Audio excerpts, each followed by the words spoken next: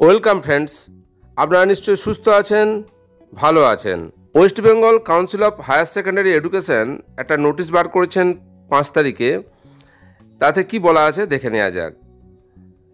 This is to notify that the council has decided the following fee structure for the registration process in the academic session 2024-2025 under new semester system.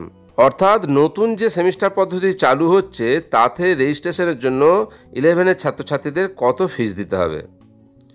Registration fee ₹75, form processing fee ₹45, convenience fee ₹30, result processing fee ₹40, total fees 190। যদি কেউ নির্দিষ্ট সময়ের মধ্যে registration না করে, late হয়ে যায়, তাহলে লেট ফাইন দিতে হবে প্রতি ক্যান্ডিডেটকে 150 টাকা করে। অনলাইন রেজিস্ট্রেশন ফর্ম এবং সমস্ত ফিস জমা দেওয়ার শেষ তারিখ হচ্ছে 30 জুন 2024 এবং এটা শুরু হবে 7 জুন 2024 থেকে। যদিও প্রথম নোটিশে বলা হয়েছিল 1 জুন 2024 থেকে রেজিস্ট্রেশন ফর্ম ফিল আপ শুরু হবে, কিন্তু পরবর্তী নোটিশে বলা হয় এই রেজিস্ট্রেশন ফর্ম ফিল আপ চলবে 7 জুন থেকে 30 জুন, এবং 30 জুনের পর যদি আপনি ফর্ম ফিল আপ করতে চান সেক্ষেত্রে আপনাকে লেট ফি জমা দিতে হবে।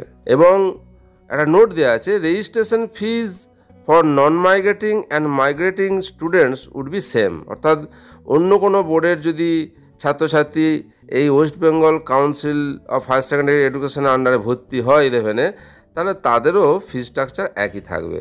এই ছিল রেজিস্ট্রেশন ফিজ সম্পর্কিত ইনফরমেশন। আশা করি আপনাদের উপকারে আসবে। আপনারা সুস্থ থাকুন, ভালো থাকুন।